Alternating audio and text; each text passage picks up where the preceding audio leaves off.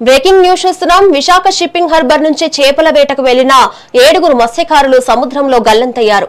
వీరిలో 5 ఆచూకీని గుర్తించారు.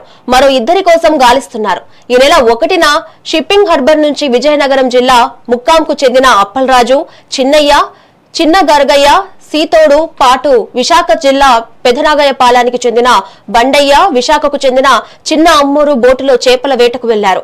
అయితే శనివారం సాయంత్రానికి వేటకు వెళ్లిన 7 ఒడ్డుకు చేరుకోవాల్సి ఉంది. ఈ క్రమంలో మత్స్యకారుల ఫోన్లు పనిచేయలేదు.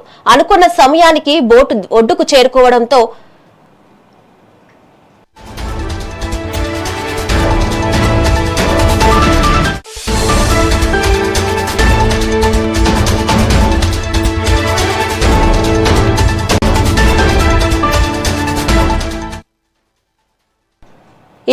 మత్స్యకారుల ఫోన్లు పనిచేయలేదు. అనుకున్న సమయానికి బోటు ఒడ్డుకు చేరుకోకపోవడంతో కుటుంబ సభ్యులు ఆందోళనకు దిగారు.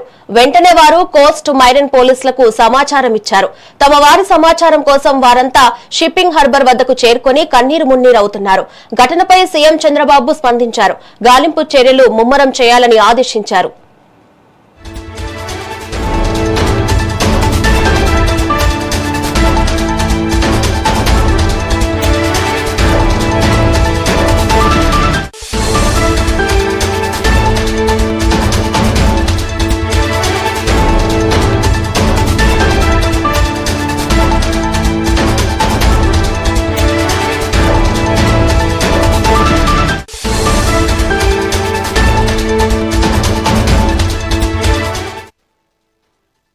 బ్రేకింగ్ న్యూస్ చూస్తున్నాం. విశాఖ షిప్పింగ్ హార్బర్ నుంచి చేపల వేటకు వెళ్లిన 7 మత్స్యకారులు సముద్రంలో గల్లంతయ్యారు. వీరిలో 5 ఆచూకీని గుర్తించారు. మరో 2 కోసం గాలిస్తున్నారు. ఈ నెల 1న షిప్పింగ్ హార్బర్ నుంచి విజయనగరం జిల్లా ముక్కాంకు చెందిన అప్పలరాజు, చిన్నయ్య, చిన్న గరగయ్య, సీతోడుతో పాటు విశాఖ జిల్లా పెదనాగయపాలానికి చెందిన బండయ్య, విశాఖకు చెందిన చిన్న అమ్మూరు బోటులో చేపల వేటకు వెళ్లారు. అయితే శనివారం సాయంత్రానికి వేటకు వెళ్లిన 7 ఒడ్డుకు చేరుకోవాల్సి ఉంది. ఈ క్రమంలో మత్స్యకారుల ఫోన్లు పనిచేయలేదు. అనుకున్న సమయానికి బోటు ఒడ్డుకు చేరుకోకపోవడంతో కుటుంబ సభ్యులు ఆందోళనకు దిగారు. వెంటనే వారు కోస్ట్ మైరన్ పోలీసులకు సమాచారం ఇచ్చారు. తమ వారి సమాచారం కోసం వారంతా షిప్పింగ్ హార్బర్ వద్దకు చేరుకుని కన్నీరు మున్నీరవుతున్నారు. ఘటనపై సీఎం చంద్రబాబు స్పందించారు. గాలింపు చర్యలు ముమ్మరం చేయాలని ఆదేశించారు.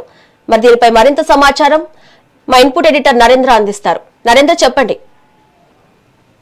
ఏదైతే విశాఖ ఫిషింగ్ హార్బర్ నుంచి చేపల వేటకు వెళ్లినటువంటి 7 మత్స్యకారులు సముద్రంలో గల్లంతయ్యారు. వీరిలో 5 ఆచూకీ గుర్తించగా మరో 2 కోసం ఇటు అధికారులు గాలిస్తూ ఉన్నారు.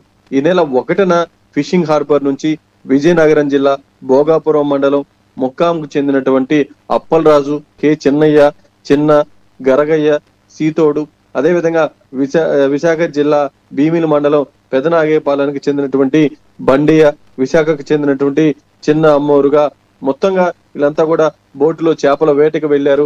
చేపల వేటకు వెళ్లి వీళ్ళు అక్కడ చేపల వేట కొనసాగించిన తర్వాత శనివారం సాయంత్రానికి వేటకు వెళ్లిన 7 ఒడ్డుకు చేరుకోవాల్సి ఉంది. అయితే శనివారం సాయంత్రం 4 గంటల సమయంలో మత్స్యకారులు చివరిసారిగా కుటుంబ సభ్యులతో మాట్లాడారు. ఆ తర్వాత నుంచి వారు ఫోన్లు పనిచేయలేదు. అనుకున్న సమయానికి బోటు ఒడ్డుకు చేరుకోకపోవడంతో కుటుంబ సభ్యులు ఆందోళనకు గురయ్యారు. వెంటనే వారు కోస్ట్ మెరైన్ పోలీసులకు సమాచారం ఇచ్చారు. తమ వారి సమాచారం కోసం వారంతా ఏదైతే ఫిషింగ్ హార్బర్ వద్దకు చేరుకొని ఆందోళన చెందుతూ ఉన్నారు. సుమారు 50 మైళ్ళ దూరం వరకు మత్స్యకారులు వేటకు వెళ్లాడు. పూడిమరక పరిసర ప్రాంతాల్లో వేట కొనసాగించారు. చివరిసారిగా గంగవరం పోర్టు సమీపం నుంచి ఇంట్లో వారితో వాళ్ళు మాట్లాడారు. అలల ఉధృతికి బోటుకి ఏదైనా ఇబ్బంది కలిగిందా అనేటువంటి అనుమానంతో కూడా కుటుంబ సభ్యులు దానికి సంబంధించినటువంటి అధికారులకు సమాచారం అందించారు. ఈ గల్లంతైనటువంటి జాలర్ల కోసం ముమ్మరంగా ఇటు గాలింపు చర్యలు కూడా చేపట్టినటువంటి కోస్ట్ గార్డ్, నేవీ అధికారులు పూర్తి స్థాయిలో ఉన్న యంత్రాంగాన్ని అంతా కూడా రంగంలోకి దింపారు.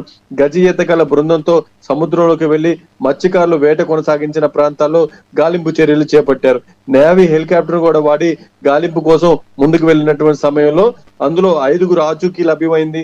బోటు యజమాని కారే చిన్నాను, వాణిజ్య నౌక సిబ్బంది కాపాడారు. షిప్ ఎక్కేటువంటి సమయంలో చిన్నతో పాటు మరో 4 మత్స్యకారులు కూడా ఉన్నారు. వీరిని వాణిజ్య నౌక ఎక్కించుకోలేకపోవడంతో 4 కోసం ప్రత్యామ్నాయంగా ఏర్పాట్లు చేశారు. మిగతా ఇద్దరు మత్స్యకారులకు సంబంధించి అయితే అధికారులకు ఇంకా ఆచూకీ లభించలేదు. ఈ మత్స్యకారులు గల్లంతుపై ఉన్నతాధికారులు పూర్తి స్థాయిలో కూడా అక్కడ ఫోకస్ పెట్టారు. ఇప్పటికే సీఎం చంద్రబాబు నాయుడు కూడా ఈ మత్స్యకారులు ఎవరైతే ఉన్నారో వాళ్ళని అన్ని విధాలు ఆదుకోవాలి, వాళ్ళకి అవసరమైనటువంటి సహాయ సహకారాలు అందించాలి, ఆ ఇద్దరి కోసం కూడా పూర్తి స్థాయిలో గాలింపు చర్యలు చేపట్టాలంటూ ఆదేశాలు జారీ చేశారు. ఒక పక్క కోస్ట్ గార్డుకు సంబంధించినటువంటి నౌకలతో గాలింపు చర్యల్ని ముమ్మరం చేశారు. నేవీ హెలికాప్టర్ల ద్వారా రెస్క్యూ ఆపరేషన్ ను విస్తృతంగా చేస్తూ ఉన్నారు.